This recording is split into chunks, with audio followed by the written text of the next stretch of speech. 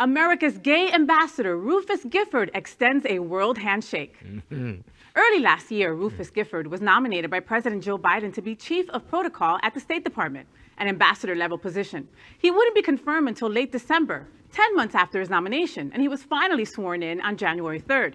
As chief of protocol, Gifford is President Biden's liaison to other countries and their leaders. Officially, the chief of protocol, according to the State's Department definition, is, quote, seeks to advance the foreign policy goals of the United States by creating an environment for successful diplomacy. Our team extends the first hand that welcomes presidents, prime ministers, ruling monarchs, and other leaders to our country. By serving on the front lines of diplomatic engagement, we promote cross-cultural exchange and build new bridges of understanding between people and governments around the world, end quote. On breaking down barriers for LGBTQ plus individuals in the government, Gifford said, quote, I think about the fact that so many gay women and men were not allowed to have positions like this in the State Department for so long. It really was a tragedy. And I also think about the fact that there have been many before me who paved the way, including James Hormel, who as ambassador to Luxembourg under President Clinton was the first openly gay ambassador, end quote. I just hope he remembers to sanitize his hands in between those handshakes. I'm sure he has an assistant to that. He is so handsome. First of all, I would love that to be the first face I see him on every morning. So you're saying you'd Rufus his Gifford? Oh. Wow.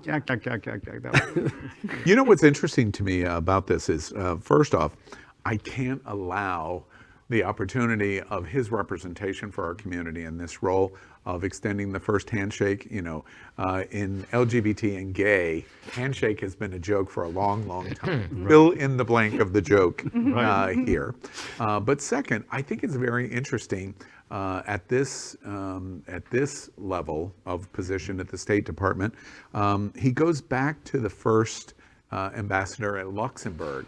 He skips over the ambassador who shall not be named from Germany. And I think that that was a very smart choice. Well, it's also important that he will be greeting everyone, not just Luxembourgians or whomever. He will get to greet the Saudi diplomats and prime minister, West African diplomats. They are going to have to meet him or Hungary. break protocol. Yeah, right. And those pictures are going to get back and shown in his country. And that is a huge, it's a thing. It's a subtle thing. It's like Visibility, a slap in your face. representation. Yeah, completely. And just think about that. First hand that you will shake from the United States will be a gay hand. It could have been touching another. Never. Yeah. Okay. You know, I said I wasn't going to say Richard Grinnell's name. I'm going to say Richard Grinnell's name because, dude, I just want to remind you, not only is this representative there for our community in the State Department, but also the first real cabinet position in American history was Pete Buttigieg. Richard Grinnell, we just shout out for you. Hey, where are you at now?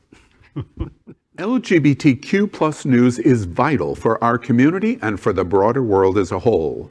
We have enough enemies at Fox News. Tucker, Sean, and Laura are loud. We need passionate allies. Happening Out Television Network, Queer News Tonight, and It's Happening Out are literally out of the closet and into the headlines. Our community needs your support. Like this broadcast and subscribe now to ensure the growth of the entire LGBT